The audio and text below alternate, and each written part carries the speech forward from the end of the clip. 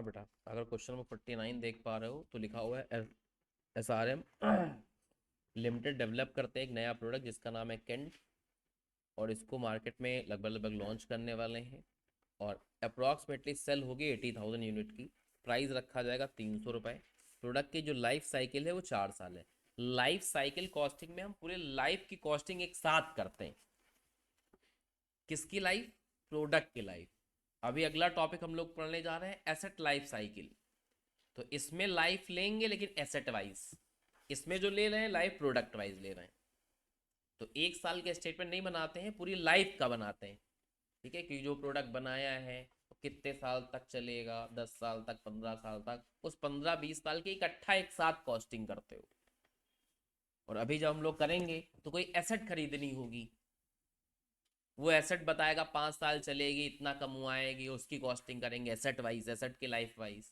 Asset life cycle costing हो जाएगी वो। अभी प्रोडक्ट लाइफ साइकिल पढ़ रहे हो तो इससे कनेक्टेड है अगला वाला टॉपिक, वो भी उसी तरीके से होता है। वो दोनों ही टॉपिक बहुत ईजी हैं। डिजाइन एंड डेवलपमेंट कॉस्ट खर्चा होगी 10,25,000। मैन्युफैक्चरिंग कॉस्ट 125 रुपये पर यूनिट है। सेलिंग कॉस्ट है 12,500 पर ईयर, फिक्स है। 4 साल तक चलेगा तो 12,500 इंटू 4 कर लोगे, और प्लस 100 रुपये पर यूनिट तो लगेगा। एडमिन कॉस्ट 50,000 पर ईयर है। ठीक है, 4 साल लाइफ है तो इंटू 4 कर लोगे। वारंटी के एक्सपेंसेस कुछ इस तरीके से निकालने पड़ेंगे, अभी हम लोग जब निकालेंगे तो पढ़ लेंगे इस स्टेटमेंट को। हमें प्रोडक्ट की लाइफ साइकिल कॉस्ट निकालनी। ठीक है, पूरी लाइफ साइकिल की कॉस्ट निकालनी है। फिर कह रहा है SRM अगर इंक्रीज कर दे सेल वैल्यूम 25% से और सेलिंग प्राइस 15% से डिक्रीज कर दे, तो क्या ऐसे में SRM को लोअर प्राइस चार्ज करने चाहिए थे? जैसा अभी सवाल है एकदम ऐसा सवाल। ठीक है, तो एक बार करंट का निकालना है और एक बार रिवाइज का निकालना है, फिर दोनों का डिफरेंस निकाल के हम लोग बता भी पाएंगे। तो दोनों ही पार्ट एक साथ चल पाएंगे हमारे। ठीक है, दोनों ही पार्ट हम लोग एक साथ कर सकते हैं।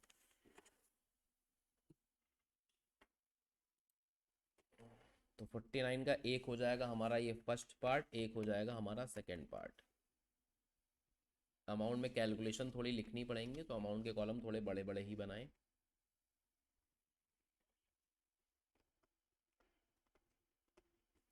सबसे पहले रेवेन्यू, ठीक है, जिसका नाम ए रहेगा और जिसको हम लोग बंद कर देंगे। रेवेन्यू में अगर देख पा रहे हो तो अभी 80,000 यूनिट बेच रहे होगे और प्राइस है 300 रुपये। तो 80,000 इंटू 300 कर दो, तो अभी की हमारी रेवेन्यू या सेल निकल जाए। कितना आ रहा है? 240 लाख रुपए का ये हमारा रेवेन्यू आ गया। ठीक है, और चाहे तो साथ साथ करते चलें रिवाइज कंडीशन में भी।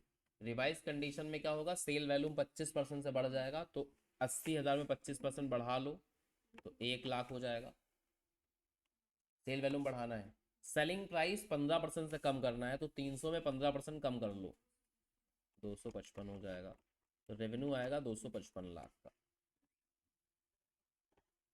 कॉस्ट की बात करें तो एक है भैया डिजाइन एंड डेवलपमेंट,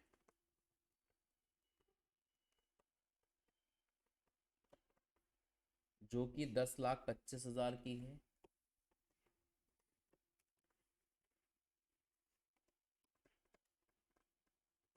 एक है मैन्युफैक्चरिंग कॉस्ट जो 125 रुपये पर यूनिट है। 80,000 इंटू 125, और 1 lakh into 125,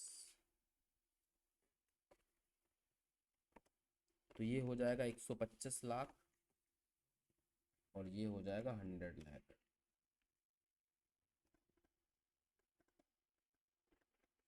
selling cost 12,500 per year और 100 रुपये पर यूनिट, तो 12,500 इंटू 4 साल और प्लस 80,000 यूनिट इंटू 100 रुपये, दोनों का सम करके लिखना। सेम चीज़ यहाँ है, 12,500 इंटू 4 साल और प्लस 1 लाख इंटू 100, तो ये 100,50,000 हो जाएगा, यानी 100.50 लैक्स। और ये कितना आ जाएगा? 80.50 लैक्स। इसके बाद एडमिन कॉस्ट में सब कुछ फिक्स ही है, तो 50,000 इंटू 4 मतलब 2 लाख यहाँ भी आएगा, 2 लाख यहाँ भी आएगा। कॉमन कैलकुलेशन है तो बाहर लिख सकते हो, वरना 2 बार लिखना पड़ेगा।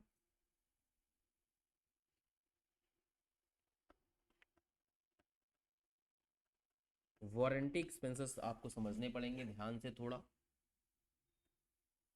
एक बार वारंटी एक्सपेंसेस आ गए तो सबका सम कर देंगे, तो ये आ जाएगी हमारी टोटल कॉस्ट।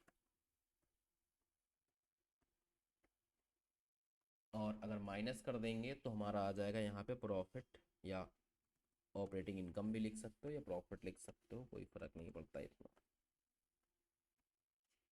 और फिर यहाँ हम लोग अपना डिसीजन लिख देंगे कि कम करने चाहिए प्राइसेस कि नहीं करने चाहिए, वो प्रॉफिट देख के हम लोग बता पाएंगे अपना। तो देखो भैया, वारंटी में किस तरीके से काम करेगा, बहुत ही ध्यान से बात को समझना है, तब आपको समझ में आएगा। इधर देखो बेटा बोर्ड पे, वारंटी में कह रहा है कि हर 25 यूनिट में 5 रिप्लेसमेंट आएंगे। तो पहली बात, आपकी वारंटी कॉस्ट सारे यूनिट में नहीं खर्चा होगी, हर 25 यूनिट पे 5 रिप्लेसमेंट आपको करने पड़ेंगे, 5 खराब होंगे। 10 रुपए पर पार्ट चेंज कराना होगा, तो एक तो ये कॉस्ट लगेगी। ठीक है, तो कैसे निकालेंगे, number of unit sold divide by 25 into 5 into 10, तो एक ये आ जाएगी रिप्लेसमेंट कॉस्ट। और दूसरी कॉस्ट है एक विजिट चार्जेस, तो नंबर ऑफ विजिट निकालने पड़ेंगे, फिर चार्जेस निकालने पड़ेंगे। तो इसको भी चाहें तो वारंटी में हम लोग इसको 2 पार्ट में तोड़ के लिख लें, तो आपके लिए ज़्यादा आसान हो जाएगा। ठीक है, एग्जामिनर के लिए भी आसान हो जाएगा और आपके लिए भी थोड़ा सा आसान रहेगा। तो मैं ऐसा करता हूँ, 2 पार्ट में तोड़ के ही लिख देता हूँ इसको, एक कॉलम और बढ़ जाएगा, फर्क कुछ नहीं पड़ेगा।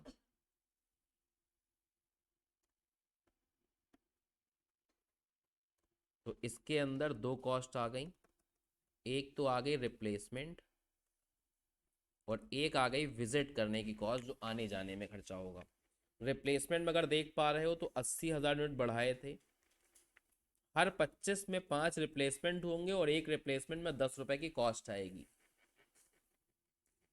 सेम काम यहाँ होगा, जब 1 लाख बनाओगे तो भी यही रिजल्ट होंगे। बताओ बेटा कितना आया, 160, 1,60,000, और इधर 2 लाख। विजिट चार्जेस में अगर देख पा रहे हो सवाल में, ठीक है, विजिट चार्जेस में 500 यूनिट पे एक विजिट करनी होती है और विजिट कॉस्ट भी 500 रुपये है। हर 500 में एक विजिट करनी पड़ती है और विजिट कॉस्ट 500 रुपये है। तो पर यूनिट 1 रुपया पड़ा, अगर मोटा मोटा देखो तो।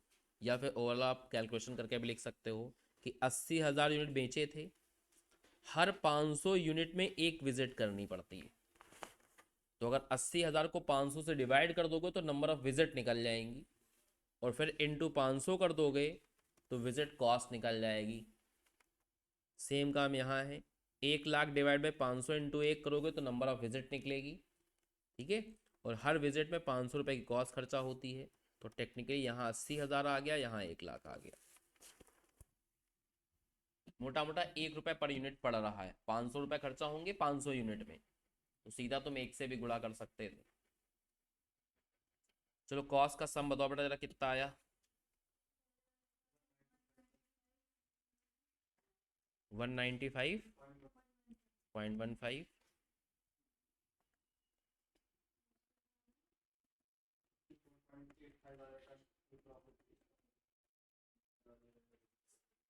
प्रॉफिट कितना बताया, ठीक है, इधर का बताओ।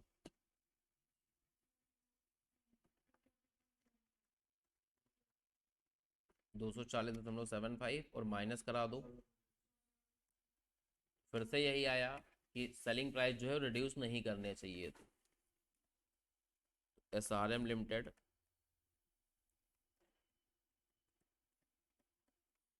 ठीक है, शुड चूज लोअर प्राइस, तो should not choose lower price. जैसा सवाल पूछे वे उसी लैंग्वेज में उसको आंसर दे दो।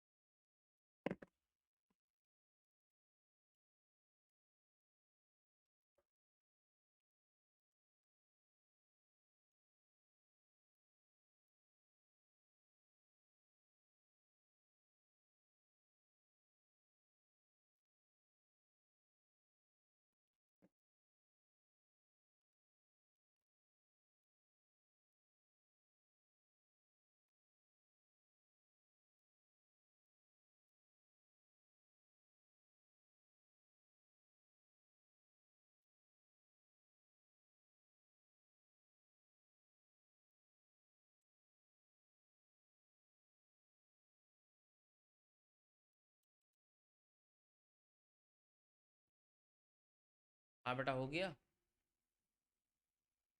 चलो अगले टॉपिक पे आ जाओ। इसका नाम है एसेट लाइफ साइकिल कॉस्टिंग। अब यहाँ भी कॉस्ट निकालने रहेगी पूरी एसेट के लाइफ वाइज। ठीक है। वो पी एल एल सी सी था, ये था एल सी सी लाइफ साइकिल कॉस्ट। ठीक है। एसेट लाइफ साइकिल कॉस्ट है। अब एसेट की लाइफ साइकिल अगर देखो तो सबसे पहले एसेट को खरीदते हो, फिर उसको ऑपरेट करना चालू करते हो, यूज़ करना चालू करते हो। यूज़ करना चालू करते हो तो 1-2 साल आपको फ्री सर्विस वगैरह हल्का मिल जाती है, उसके बाद आपको हर साल उसको मेंटेन कराना पड़ेगा, मेंटेनेंस कॉस्ट खर्चा होगी। तो जब एसेट की लाइफ खत्म हो जाएगी तो उसको क्या कर दोगे, बेच बाच दोगे, डिस्पोज ऑफ कर दोगे। ठीक है। तो ये एसेट की लाइफ साइकिल होती है, एक्विजिशन, ऑपरेशन, मेंटेनेंस और डिस्पोजल। इसमें भी थ्योरी आ सकती है।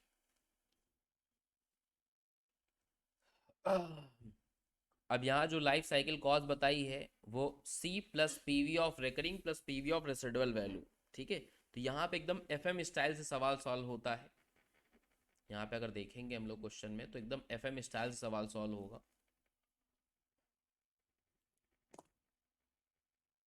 अगर इनके क्वेश्चंस पे होती है तो इस तरीके का क्वेश्चन होगा, लगेगा तुम्हें एफएम का सवाल चलने लगा है। ठीक है। तो एकदम एफएम के माफिक सवाल चलेगा, सब कुछ एफएम के स्टाइल से होगा। तो जो कॉस्ट खर्चा होगी, परचेज प्राइस एक वो कॉस्ट लगेगी, प्लस मेंटेनेंस कॉस्ट जो खर्चा होगी हर साल, उसकी आप प्रेजेंट वैल्यू निकाल लोगे। और अगर मान लो रिकरिंग नेचर की कोई कॉस्ट खर्चा हुई एंड लाइफ में एकदम आखिरी में ओवरहॉलिंग वगैरह या डिस्पोज ऑफ करने की कोई कॉस्ट, तो उसकी प्रेजेंट वैल्यू निकाल लोगे, सारी कॉस्ट निकल आएगी। तो पिछले वाले टॉपिक में देखा था तो वहाँ कोई प्रेजेंट वैल्यू या फ्यूचर वैल्यू की चीज़ें नहीं करते थे हम लोग, डिस्काउंटिंग नहीं करते थे। लेकिन एसेट लाइफ साइकिल में क्या होगा, डिस्काउंटिंग वाला फैक्टर भी बिल्ड कर दिया जाता है। तो इनके सवाल देखने में एकदम एफएम के सवाल के जैसे लगते हैं। ठीक है। और इसमें भी शायद 3-4 सवाल दे रखे हैं, 50 है, 51 है, 52 है, 53, 3-4 सवाल दे रखे हैं। तो हो जाएंगे फटाफट, आओ करते हैं। तो सबसे पहले देखो क्वेश्चन नंबर 50।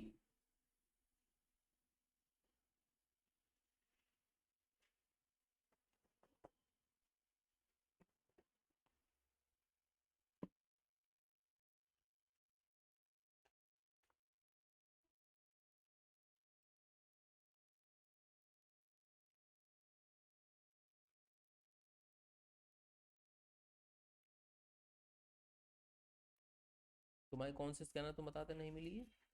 कॉस्ट की, एफएम की तो पड़ी है, कॉस्ट की नहीं है। एफएम की तुम्हें चाहिए, एफएम की तो रखी है, एफएम की तो मिल जाएगी, कॉस्ट की मंगानी पड़ेगी। चलो आओ पढ़ लो बेटा 50 वाली। A to Z support of concept technology, इतना इतना दुनिया भर की कहानी बताई गई है लंबा। ठीक है। इनके पास दो चॉइस है, एक एक्स मशीन है, एक डब्ल्यू मशीन है, वाई मशीन जिसको नाम दिया गया। एक्स मशीन की लाइफ 12 साल है, वाई मशीन की लाइफ कितनी बेटा, 6 साल है। तो ये चलेगी 12 साल, इसकी लाइफ 12 साल है, इसकी लाइफ 6 साल है। और pattern of maintenance and recurring खर्चे इस तरीके से दे रखे हैं आपको, परचेज प्राइस इतना है ना। और इस तरीके के यहाँ पे अपनी कॉस्ट वगैरह खर्चा हो रही हैं, तो सब अपना निकालना है, सारी कॉस्ट का सम करना है, निकाल लेना है। आपसे पूछा गया कि इसमें से बताइए कौन सी मशीन परचेज करें, कौन सी ना परचेज करें। ज़्यादातर सवाल इसी टेक्निक के होंगे, तो एक बार ये वाला सवाल समझ लिया तो बाकी सब सवाल समझने में दिक्कत नहीं होगी, सब कर पाओगे। ठीक है। तो आओ सवाल कराते चलते हैं साथ साथ और लगवाते जाएंगे। Question number 50।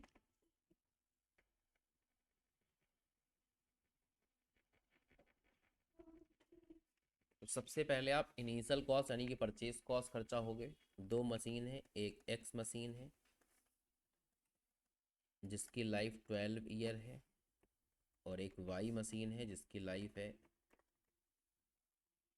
6 ईयर। तो एक तो आ जाएगी परचेज कॉस्ट। इसमें भी थोड़ी कैलकुलेशन लिखनी पड़ेंगी, तो अमाउंट वाले कॉलम थोड़े बड़े बड़े ही बनाना।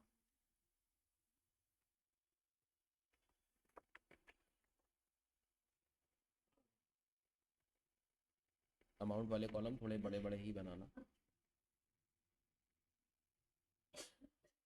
तो एक तो खर्चा हो जाएगी परचेज कॉस्ट,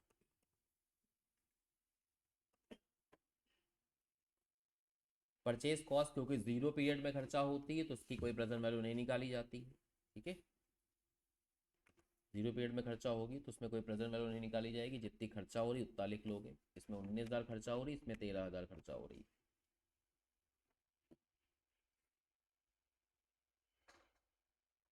इसके बाद trade in value, breakup value, scrap value है तो आपको एंड ईयर में मिलेगी, लाइफ में मिलेगी तो सबसे लास्ट में लिख लेंगे। ठीक है, उसको लाइफ लास्ट में लिख लेंगे। या इसमें चाहें तो थोड़ा सा कॉलम फॉर्म में बना सकते हैं। यहाँ पे हम टाइम लिख सकते हैं, पीरियड कि कब खर्चा हो रहा है। यहाँ पे कॉस्ट लिख सकते हैं, उसका डिस्काउंटिंग फैक्टर लिख सकते हैं, गुणा करके उसकी प्रेजेंट वैल्यू निकाल सकते हैं। लेकिन हर में फिर 3-4 कॉलम खुल जाएंगे, प्रेजेंटेशन थोड़ा अच्छा हो जाएगा। वैसे भी कर सकते हो। तो इसमें हम चाहे तो यहाँ लिख सकते हैं कि भाई टाइम क्या लगेगा, यानी ईयर, कब खर्चा होगा ये पैसा। ठीक है, फिर हमारी क्या कॉस्ट आएगी, यानी कैश फ्लो कितना होगा हमारा, इसमें पैसा आएगा जाएगा कितना होगा वो, और फिर इसका डिस्काउंटिंग फैक्टर, और फिर इसकी present value of cash flow. इसी तरह यहाँ भी बन जाएंगे। थोड़ा प्रेजेंटेबल डेटा लगेगा और मल्टीप्लाई डिवाइड करने में आपको ज़्यादा तकलीफ नहीं होगी।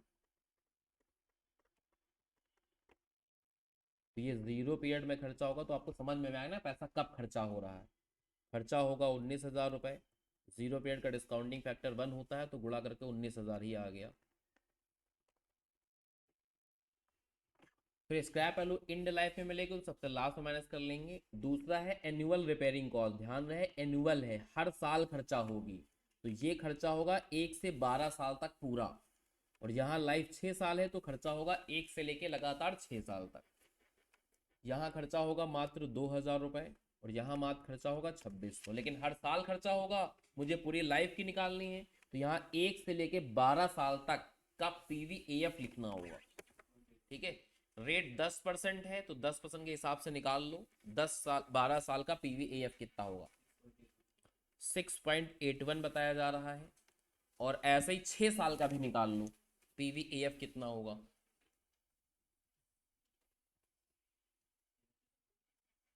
ऐसे ही आप 6 ईयर का निकाल लो, कितना होगा बेटा, 4.3635 आ रहा, 36 आ रहा है। अच्छा, तो मल्टीप्लाई कर दो बेटा, 2,000 इंटू 6.81 और 2600 इंटू 4.36, 11,336, और इधर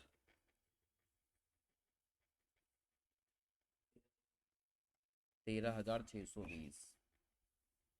इसके बाद एक ओवरहॉलिंग कॉस्ट खर्चा होगी।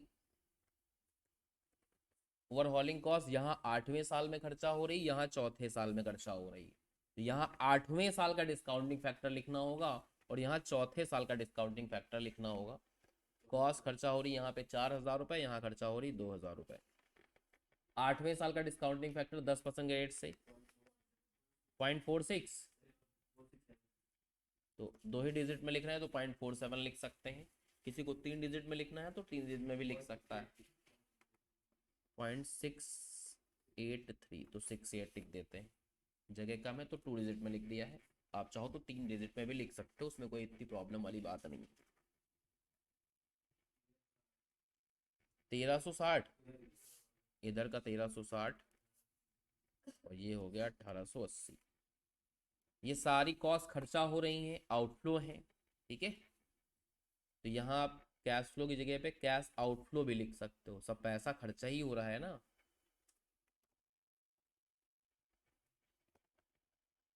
और फिर स्क्रैप, स्क्रैप में पैसा आएगा। ठीक है, ये तीनों अगर देखो तो आप अपने समझने के लिए लिख सकते हो, ये तीनों आउटफ्लो हैं और जो ये है वो आपका क्या है बेटा, इनफ्लो है।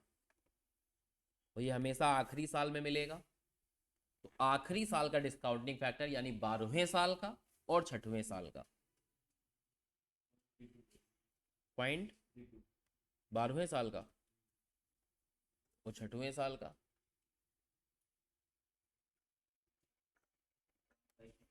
0.564566 लेते हैं।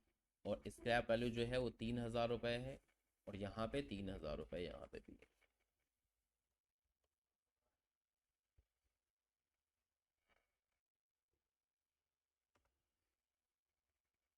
तो यहाँ बता रहे हैं कि 960 आ रहा है, और यहाँ बता रहे हैं 1680 आ रहा है। तो इसका सम कर सकते हैं total. Total present value of cash outflow, एक चीज ध्यान रखना, रुको रुको, ये इनफ्लो है तो इसको माइनस करना है, मतलब गड़बड़ हो जाएगा अभी। 33, 33,540, 24,016। अब देखो बेटा, क्योंकि दोनों जो मशीन है इनकी लाइफ सेम नहीं, तो इसलिए डिसीजन नहीं ले पाओगे अभी कौन से बेहतर है कौन से नहीं। तो दोनों को आपको इक्विलेंट कॉस्ट पे लाना पड़ेगा, जिसके लिए मुझे पीवीएफ से डिवाइड करना है। तो 12 साल का पीवीएफ आया था 6.81, और यहाँ 6 साल का पीवीएफ आया था 4.36। तो ये जो निकल के आती, इसको हम लोग टेक्निकल भाषा में बोलते हैं इक्विवेलेंट एनुअल कॉस्ट, शॉर्टकट में ईएसी बोल सकते हो। ये जिसकी मिनिमम आएगी वो बेस्ट मशीन होगी। ठीक है, कितना है यहाँ पे? 49,25, और इस साइड 55,21, 5508 आ रहा है। तो कुल मिला के ई एक्सी मशीन इनको चूज करनी चाहिए, तो डिसीजन लिख देंगे, चूज ई एक्सी मशीन। ऐसे एफएम में भी सवाल हुआ करते थे अगर याद हो तो एकदम बताया था एफएम स्टाइल से सवाल लगते हैं ये।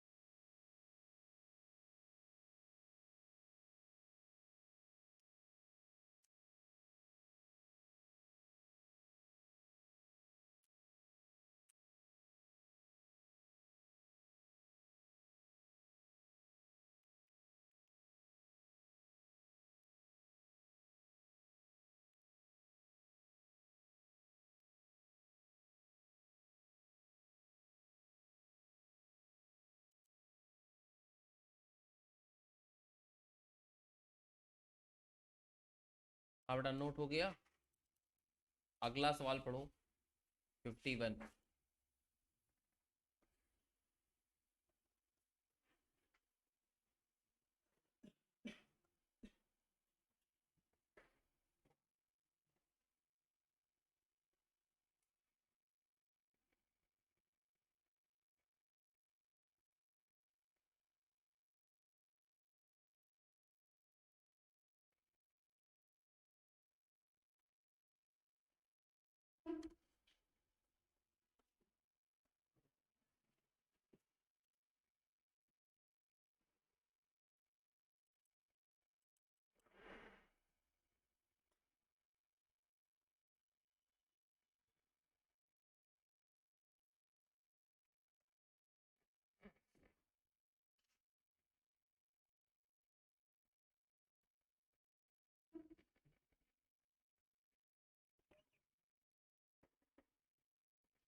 एकदम इसी तरीके का क्वेश्चन है।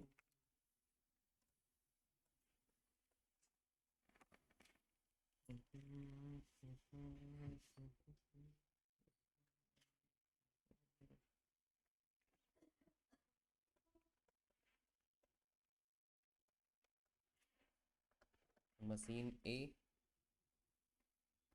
मशीन ए के अंदर 4 कॉलम बन जाएंगे, और इसी तरीके से मशीन बी के अंदर भी 4 कॉलम बन जाएंगे।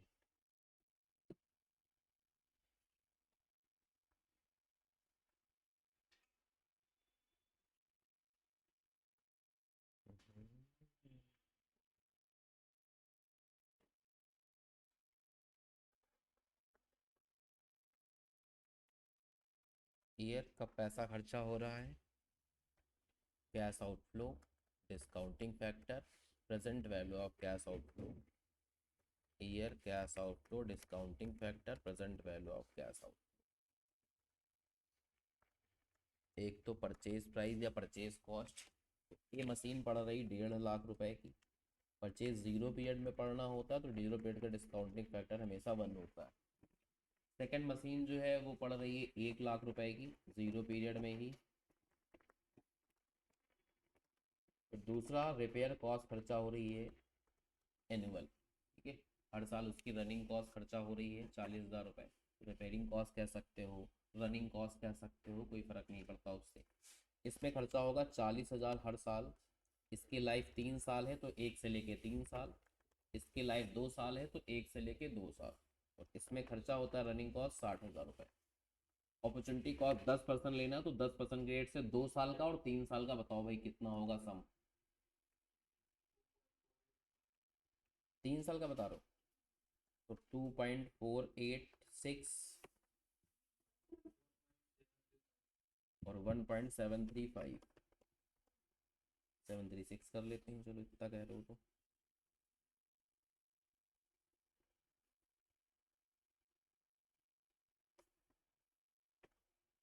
मल्टीप्लाई करवाओ बेटा। 99,440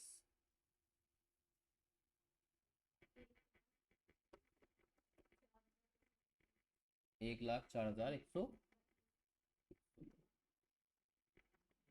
1,04,132 सम कर दो। ये हो गया 2,49,440 और ये हो गया 2,04,132। ये हो गया total present value of cash outflow. Divide कर दो इसको पीवी एफ से,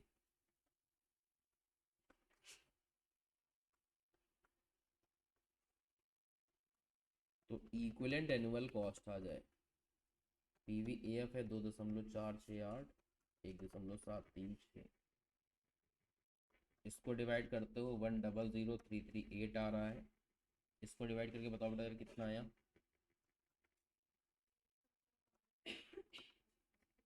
588, 1,17,588 के आसपास। कुल मिला के मशीन ए को चूज कर लेना चाहिए।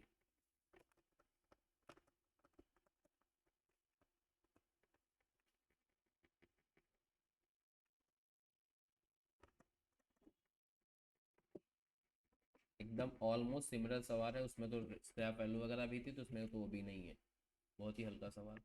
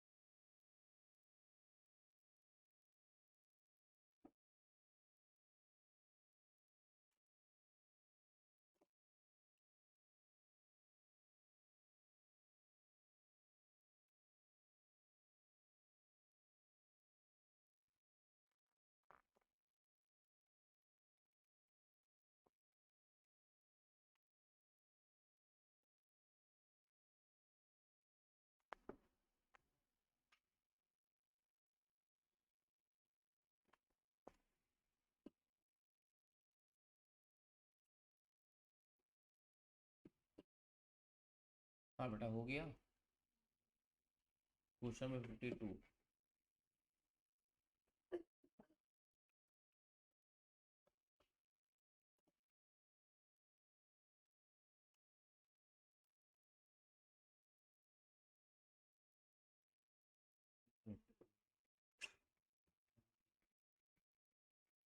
इसका एक दूसरा प्रेजेंटेशन का स्टाइल यहाँ लिखा है, ये भी एक सही तरीका है। हाँ बेटा, क्वेश्चन नंबर 52 पढ़ सकते हो इसको नोट करने के बाद। ये सवाल एफएम में भी था अगर याद हो तो। और एक स्टाइल वहाँ था सॉल्व करने का, वो भी एकदम करेक्ट है। और एक तरीका ये है सॉल्व करने का, ये भी अपॉर्चुनिटी कॉस्ट एंगल से समझो तो ये भी ठीक है, सही है।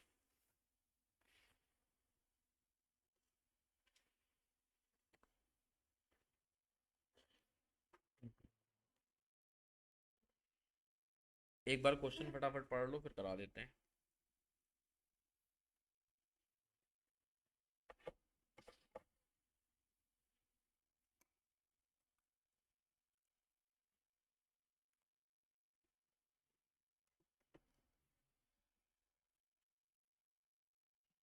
स्ट्राइक तो वापस ले लिए।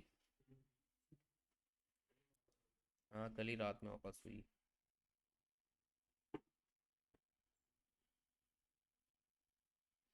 गवर्नमेंट ने बेवकूफ़ बना दिया, कहीं ना कहीं कानून बनाया लागू नहीं किया। क्या नबी का है परेशान, एक दिन चुप्पे से धीमे से लागू कर देंगे।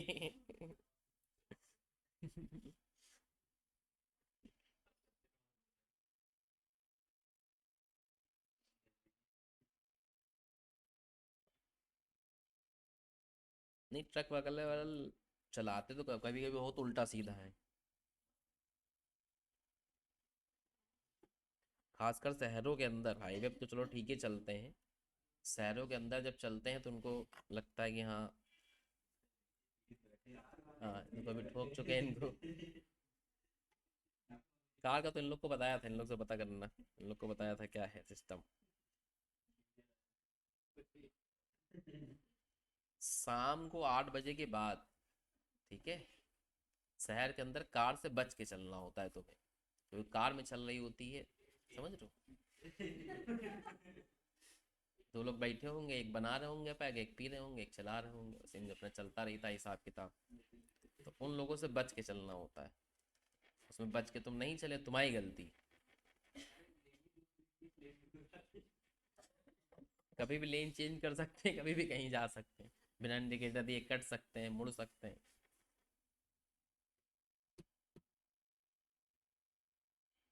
अब ऐसे उस दिन आ थे रायबली से क्या, एग्ज़ाम दे के आ रहे थे, एग्ज़ाम सेंटर पे गए थे तो वहाँ से आ रहे थे, तो शुभम के फ्लैट पे गए थे, तो वहाँ से निकल रहे थे तो मुड़ टर्न था, हमारे आगे स्कूटर वाला था, तो चल रहा था सीधा, उसको मुड़ना था, इंडिकेटर नहीं दी, जब मुड़ गया तब इंडिकेटर दे रहा।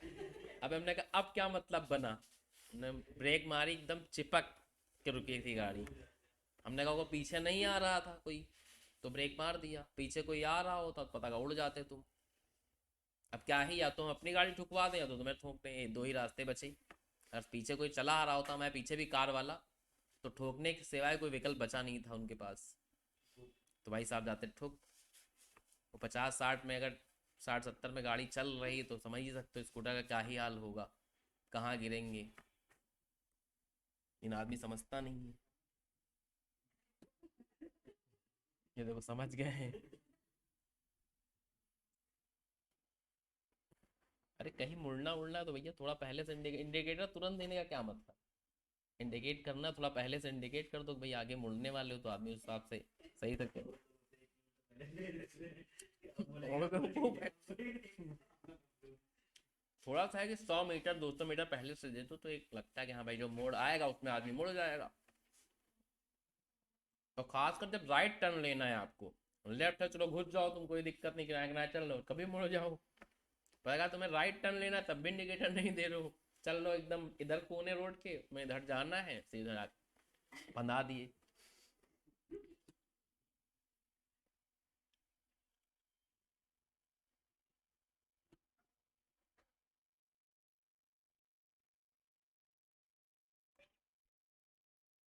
हाँ बेटा देखो, 52 वाले क्वेश्चन में ये एफएम में भी सवाल है, एफएम में, लेकिन इसका प्रेजेंटेशन का स्टाइल सही वो भी है, सही ए बी भी है, तो ये वाला तुम एफएम में भी लगा सकते हो, एफएम वाला तुम यहाँ पे लगा सकते हो, क्योंकि सवाल एकदम सिमिलर है। केवल इस सवाल में क्या चेंज किया है, वहां कॉस्ट दे रखी थी,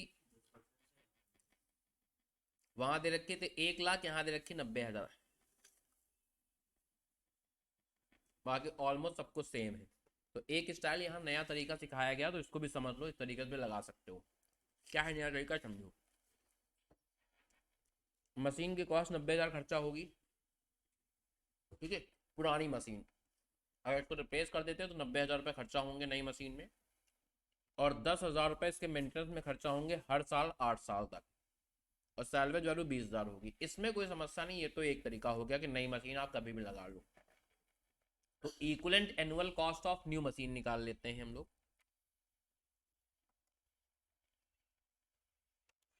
सबसे पहले हमने क्या निकाल लिया, EAC यानी equivalent annual cost of new machine. सिर्फ न्यू मशीन का निकालना, क्योंकि ओल्ड के अलग अलग रास्ते हैं। पहले साल भी उसको बदल सकते हो, दूसरे साल भी बदल सकते हो, तीसरे साल बदल सकते हो, चौथे साल, तो सबका अलग अलग निकालना पड़ेगा।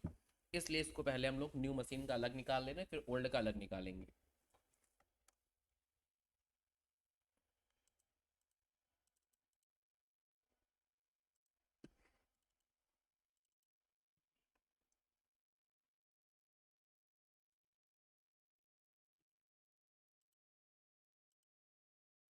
तो equivalent annual cost of the new machine अगर निकालना है, तो यहाँ हम लोग लिख देंगे कब पैसा खर्चा होगा, कैश आउटफ्लो कितना होगा, डिस्काउंटिंग फैक्टर कितना होगा, present value of cash outflow कितनी आएगी।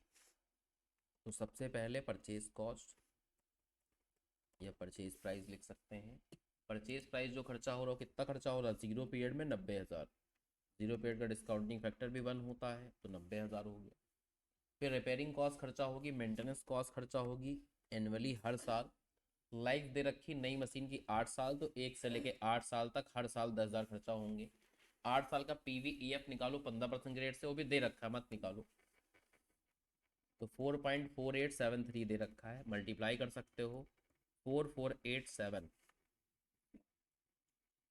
अप्रॉक्सीमेटली। और इसकी सैलवेज वैल्यू है जो 8वें साल मिलेगी, जो कि है 20,000 रुपये। सैलवेज वैल्यू में पैसा आता है तो माइनस में लिखना है। तो ये हो जाएगा total present value of cash outflow, और इसको अगर हम लोग PVAF से डिवाइड कर देंगे, तो इक्विवेलेंट एनुअल कॉस्ट आ जाएगी of new machine, equivalent annual cost of the new machine.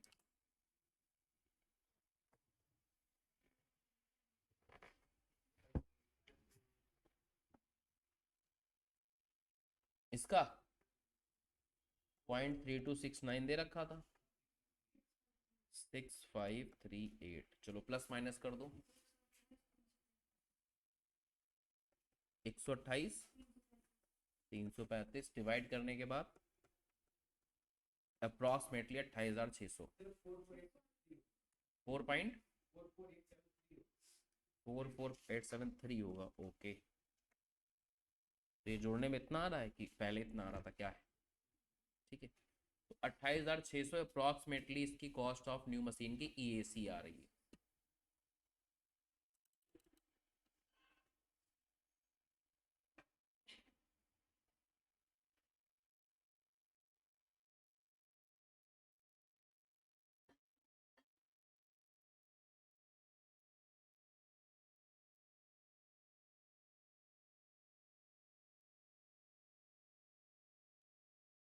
फिर निकाल लें हम लोग equivalent annual cost of old machine या एग्जिस्टिंग मशीन।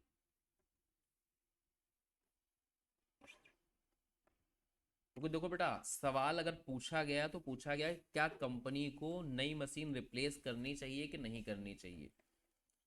और एक सवाल और पूछना चाहिए था, अगर रिप्लेस करना भी है तो कब करना है, ठीक है, वो नहीं पूछा इसने। जबकि आंसर में वो दे रखा है कि मशीन को तीसरे साल रिप्लेस करना चाहिए, ठीक है। तो यहाँ वो भी पूछना चाहिए था कि कब आपको रिप्लेस करना है, लेकिन नहीं पूछ पाया। तो देखो इसका रिप्लेसमेंट पीरियड क्या होगा,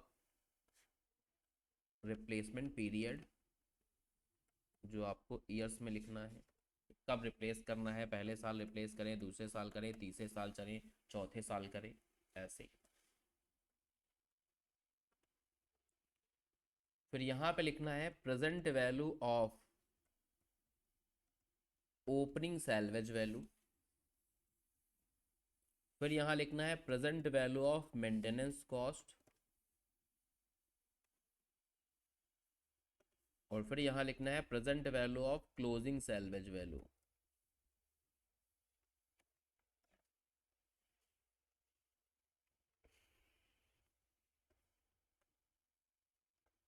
और फिर यहाँ निकलेगा इक्विवेलेंट एनुअल कॉस्ट। ये कैसे निकलेगा उधर, ये 1 नंबर बॉक्स है, ये 2 नंबर है, ये 3 नंबर है, ये 4 नंबर है, ये 5 नंबर है, और ये निकलेगा 2 में 3 जोड़ोगे 4 घटाओगे। अब ऐसा क्यों हो रहा, रीजन अभी एक्सप्लेन करेंगे, पहले सवाल लग जाए।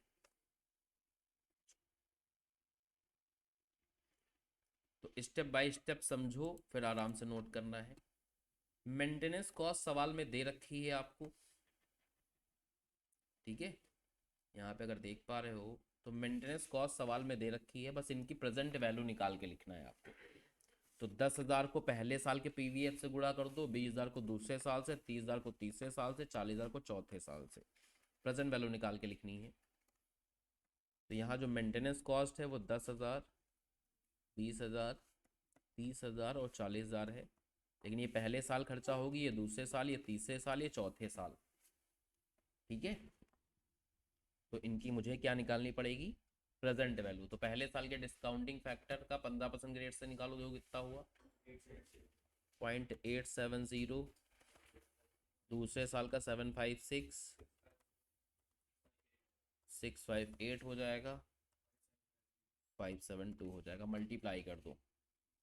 ये हो गया 8,700, ये हो गया 15,120, ये हो गया 19,740, और ये हो गया 22,880।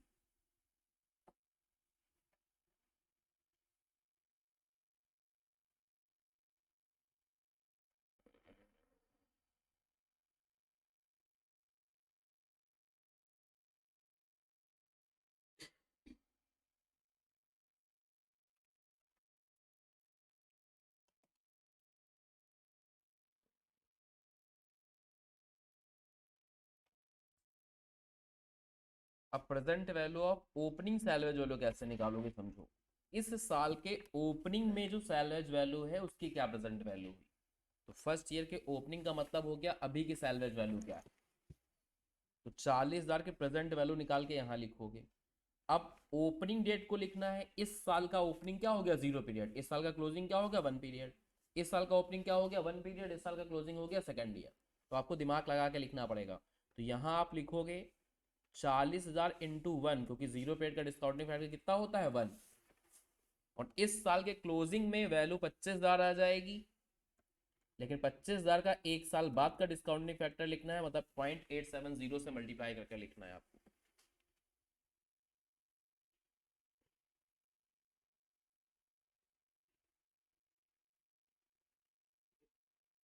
21,750। यही जो इस साल का क्लोजिंग है अगले साल का ओपनिंग हो जाएगा, तो ओपनिंग बार बार नहीं निकालना पड़ेगा आपको। और अगले साल का क्लोजिंग हो जाएगा 15,000 इंटू सेकेंड ईयर का डिस्काउंटिंग फैक्टर 0.756, 11,340। यही अगले साल का ओपनिंग हो जाएगा, और यहाँ निकालना पड़ेगा 10,000 इंटू 0.658, 658, तो ये हो जाएगा 6580। और यहाँ जीरो बोला गया तो नील हो जाएगा।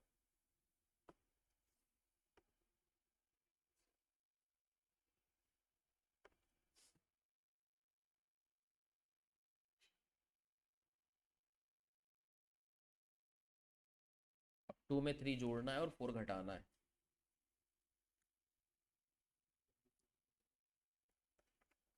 26, 26,950,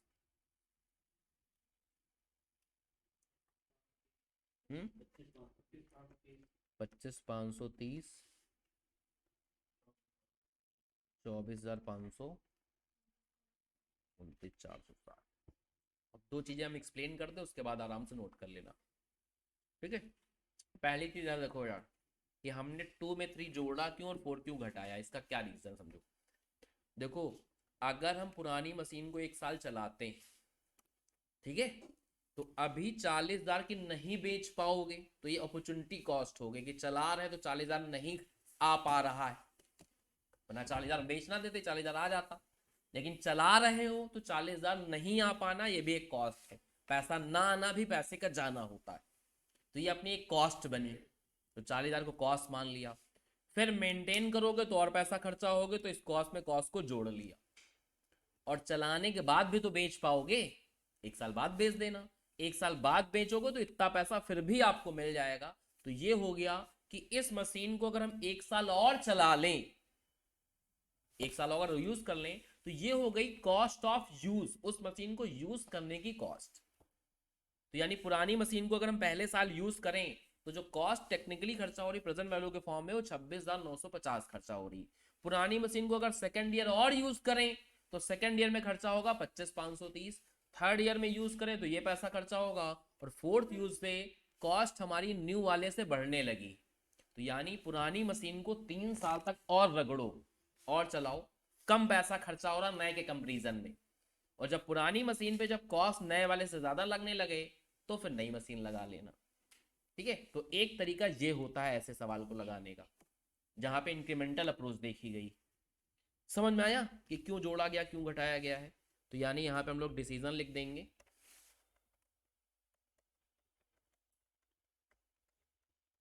कि old machine should be replaced at end of 3 year. तीसरे साल के अंत में उसको रिप्लेस कर देना चाहिए, क्योंकि चौथे साल से पुरानी मशीन पे कॉस्ट हमारी क्या लगने लगी है, ज्यादा लगने लगी।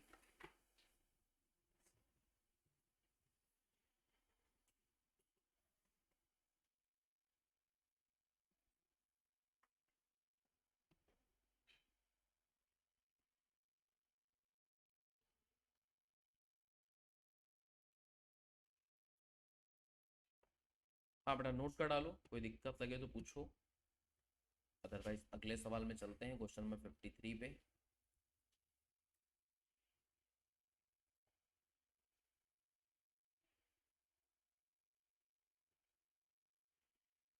आज कितनी तारीख हो गई, 3 तारीख हो गई।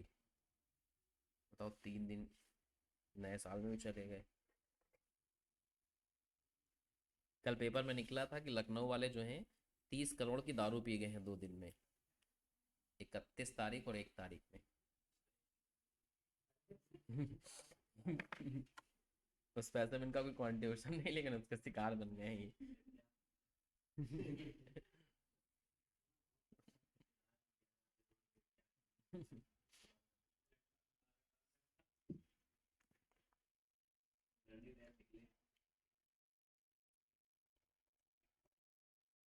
कह रहा क्या पता रोटी खरीदने गए थे, क्या खरीदने गए थे ये।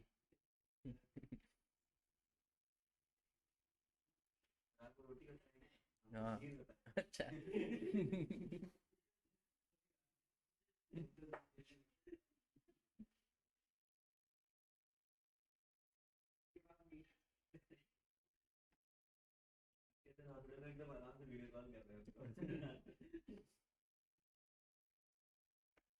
क्या करे, जो होना था हो गया।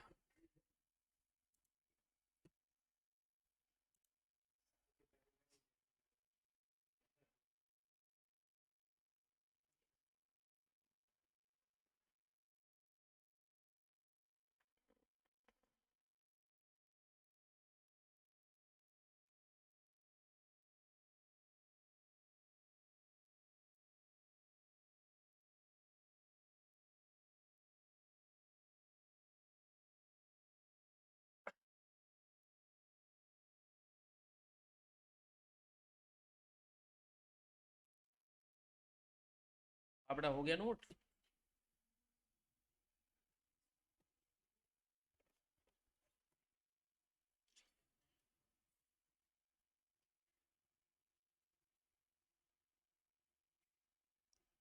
अगला कराएं।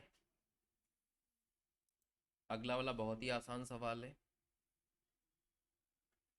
एक्सपेक्टेड एनपीवी निकालनी है। तो देखो बेटा, परचेज प्राइस 3.5 लाख रुपए है, और इस मशीन से 1 लाख रुपए का एनुअल सरप्लस आएगा, 1 लाख कमाओगे मोटा मोटा, ऐसे समझ लो। हाउवर अनसर्टेनिटी, ठीक है, अनसर्टेनिटी है।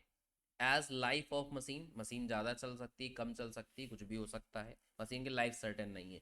तो मशीन 3 साल भी चल सकती है, 4 साल भी चल सकती है, और ऐसे 7 साल तक भी चल सकती है। तो ऐसे 250 मशीन पे रिसर्च किया गया, ठीक है।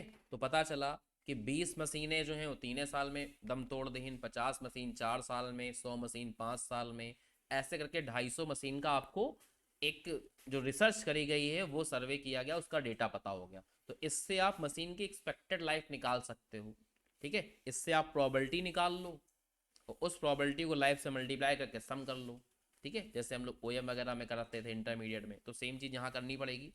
तो आपको ये ईयर लिखने हैं 3 से लेके 7 तक, ये लिखनी इनकी लाइफ, लाइफ से निकल जाएगी इनकी प्रॉबिलिटी। कैसे निकलेगी? लाइफ लिखनी है number of machine divide by sum of machine, तो 20 डिवाइड बाई 250, जिससे पता चले कि कितनी मशीनों की क्या प्रॉबिलिटी है 3 साल होने की, तो ये प्रॉबिलिटी आ जाएगी, ठीक है। तो इस तरीके से ये प्रॉबिलिटी आ गई। और इतर इतनी मशीन 3 साल चलेगी तो एनपीवी इतनी रहेगी, मशीन 4 साल चलेगी तो एनपीवी इतनी रहेगी, मशीन 5 साल चलेगी तो एनपीवी इतनी रहेगी, मशीन 6 साल चलेगी तो एनपीवी इतनी रहेगी, 7 साल में एनपीवी इतनी है। तो सारी एनपीवी को इनकी प्रोबेबिलिटी से मल्टीप्लाई कर दोगे तो एक्सपेक्टेड वैल्यू आ जाएगी, ठीक है। सारी एनपीवी को क्या करोगे, इनकी प्रोबेबिलिटी से मल्टीप्लाई कर दोगे तो एक्सपेक्टेड वैल्यू आ जाएगी। एक्सपेक्टेड वैल्यू का अर्थ होता है कि जो अनसर्टेनिटी है उसको सर्टेन में लेके चले आते हैं, मतलब इक्विवेलेंट पता चलता है आपको, एग्जैक्ट तो नहीं पता चलेगा।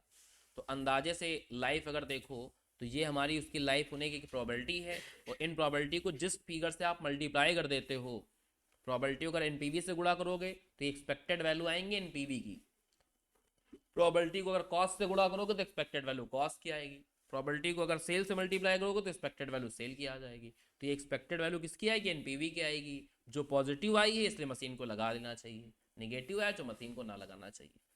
तो प्रोबेबिलिटी के आधार पर इस तरीके से सवाल लगाए जाते हैं, ठीक है। एक्सपेक्टेड वैल्यू कॉन्सेप्ट होता है, समझ में आ गया? तो बस एक्सपेक्टेड वैल्यू निकालनी है आपको। एक्सपेक्टेड वैल्यू अगर पॉजिटिव आ जाए एनपीवी की तो इसका मतलब मशीन परचेज कर लेना चाहिए, नेगेटिव आ जाए तो ना परचेज करें।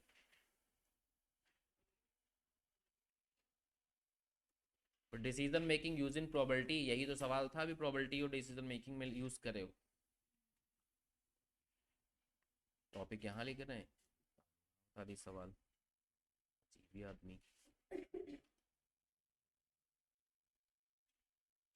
अब ये सब वही एक्सपेक्टेड वैल्यू वाले सवाल हैं यहाँ पे, ठीक है। आओ दिखा देते हैं, बता देते हैं। 54 पढ़ो।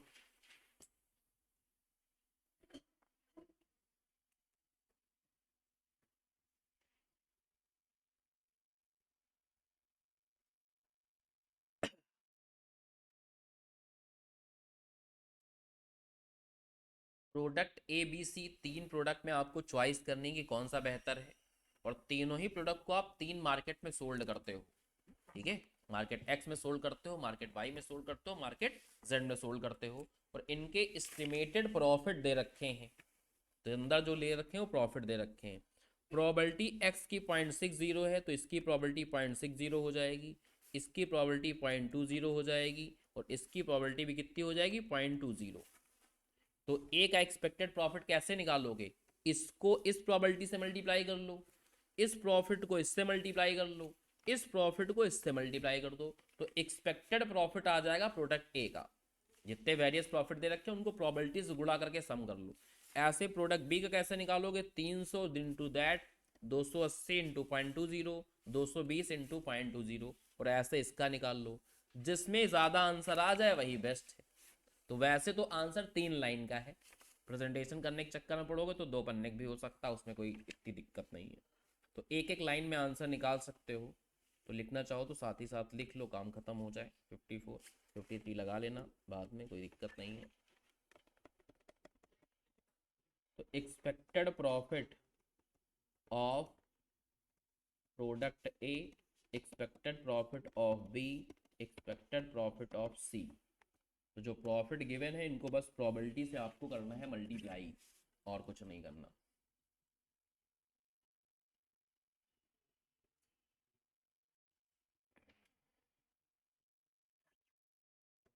तो 380 इंटू 0.60,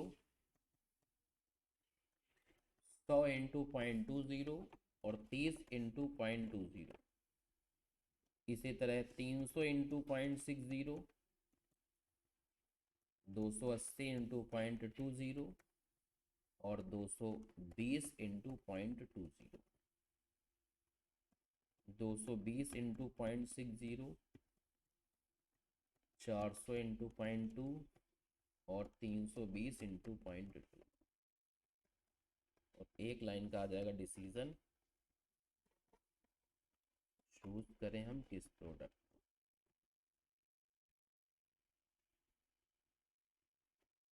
तो ये आ रहा है 254। ठीक है, वैसे जो वैल्यू 1000 में लिखी थी तो कोई बात नहीं, यहाँ लिख देते हैं वैल्यू इन 1000।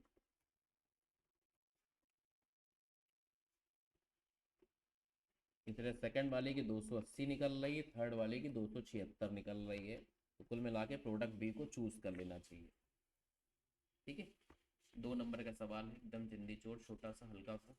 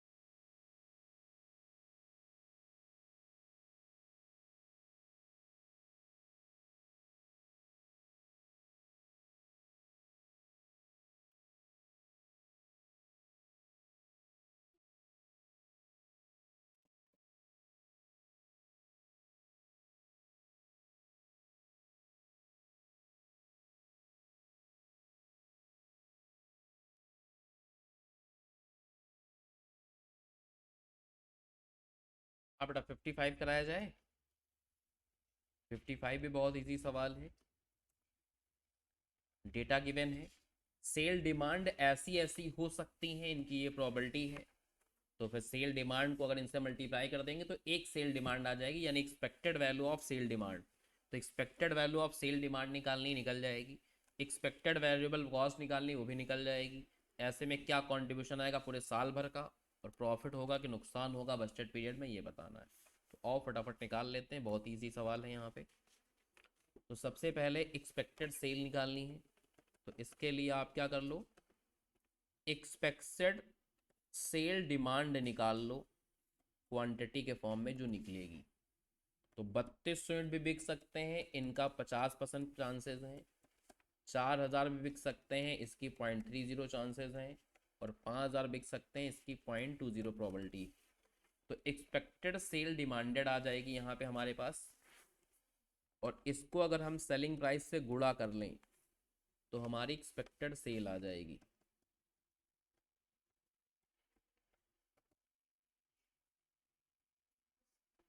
कितनी? 3800। 12 रुपए से गुणा कर दो तो एक्सपेक्टेड सेल आ जाए 45,600। फिर एक्सपेक्टेड वेरिएबल कॉस्ट निकालनी है। तो एक्सपेक्टेड वेरिएबल कॉस्ट जो सवाल में दे रखी है पर यूनिट के फॉर्म में। ठीक है, तो एक्सपेक्टेड वैल्यू निकाल सकते हो पर यूनिट के फॉर्म में। 5 रुपये वेरिएबल कॉस्ट हो सकती है, इसके 0.3 चांसेस हैं। 6 रुपये भी हो सकती है, 0.50 चांसेस हैं। और 7 रुपये भी हो सकती है, 0.20 चांसेस।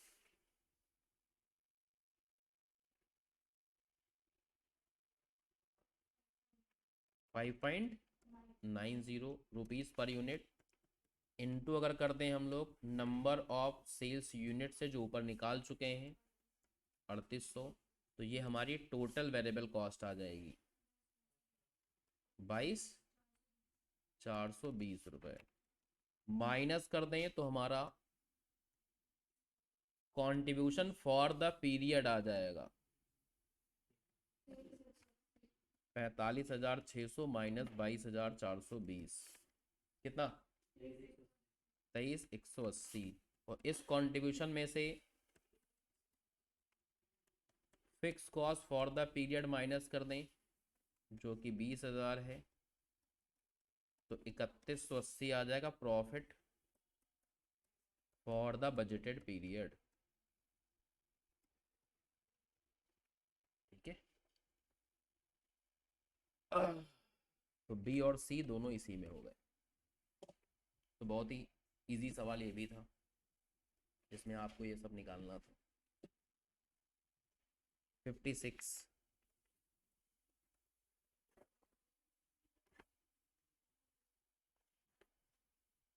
कहाँ जाना है, पढ़ो चुपचाप।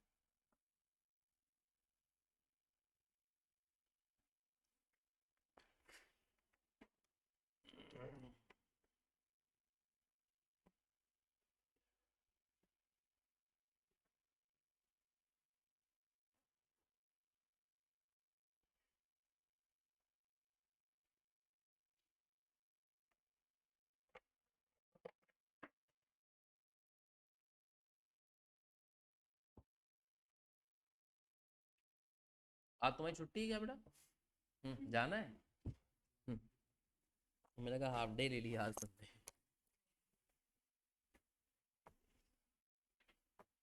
56 देखो बेटा, बहुत ही आसान है 56 भी।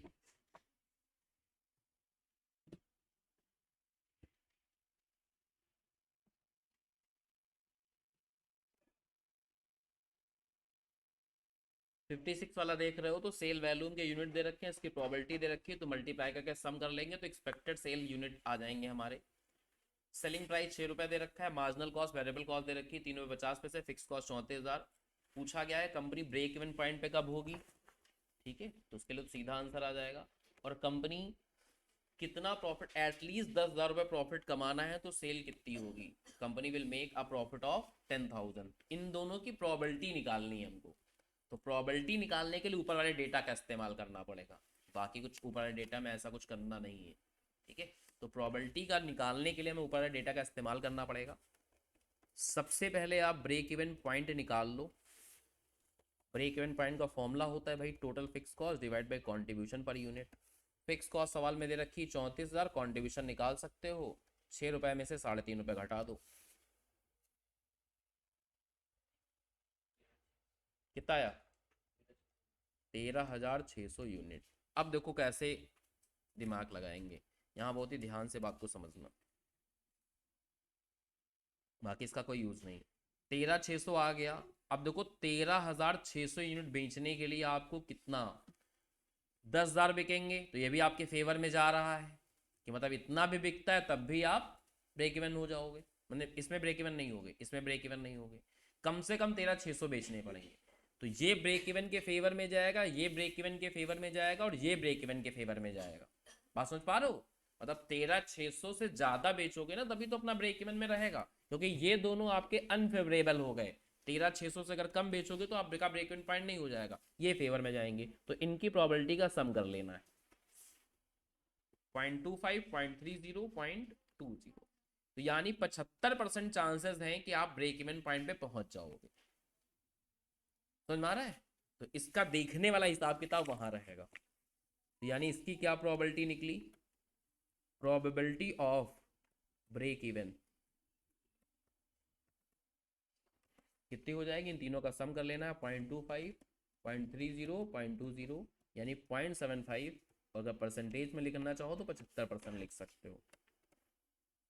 ये सब सवाल समझने वाले ज्यादा हैं।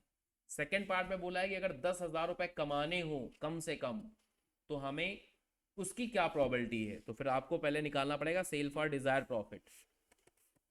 इसका फॉर्मूला होता है total fix cost plus Dzire profit divide by contribution per unit. तो 34,000 प्लस कमाना आपको 10,000 है, डिवाइड बाय कंट्रीब्यूशन 2.5 रुपये आया था 17,600। अब देखो 17,600 आप कब बेच पाओगे और कहाँ बेच पाओगे। 17,600 से ज़्यादा मतलब यहाँ तक रहोगे तो 10,000 नहीं कमाओगे, यहाँ भी 10,000 नहीं कमाओगे, यहाँ भी नहीं कमाओगे, यहाँ नहीं। 17,600 कम से कम बेचने पड़ेंगे तब 10,000 कमा पाओगे। तो इसका मतलब इसकी प्रोबेबिलिटी कितनी निकलेगी, केवल 0.220। 20% चांसेस हैं कि आप कम से कम 10,000 रुपये तो कमाइबे करोगे। समझ में आ रहा है? इस तरीके से आपको प्रोबेबिलिटी बतानी है। तो इसकी जो प्रोबेबिलिटी आएगी वो आएगी कितनी, 20%। तो केवल प्रोबेबिलिटी देखने के लिए ऊपर वाले डेटा का इस्तेमाल करना होगा।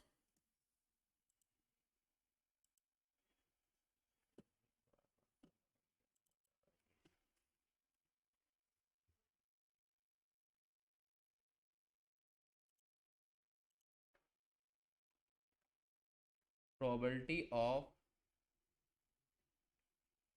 क्या लैंग्वेज सवाल में लिखी वही लैंग्वेज यहाँ पे हम लोग यूज करेंगे।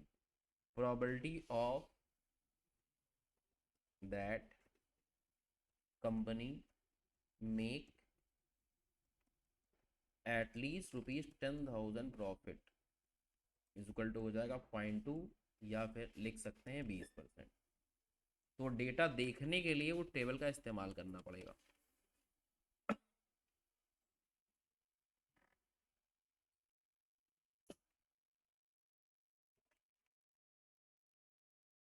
हाँ बेटा, समझ में आ गया ये सवाल?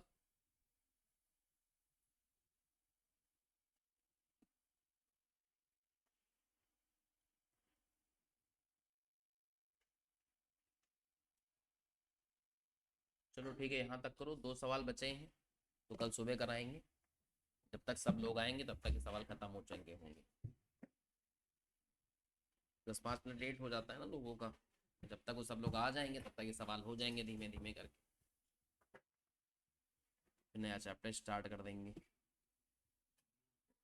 हाँ हाँ, वेरिएंस कोई भी चालू कर देंगे।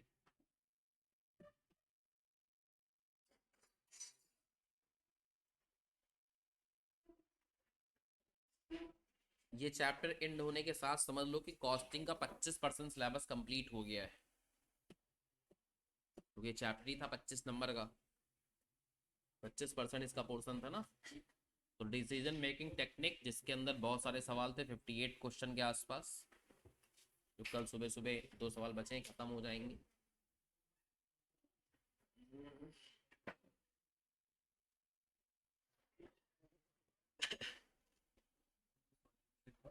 पहले 52 वाला है ना, जिसमें अपॉर्चुनिटी कॉस्ट होती है, दूसरा वाला ऐसा वाला मुझे बता दीजिए।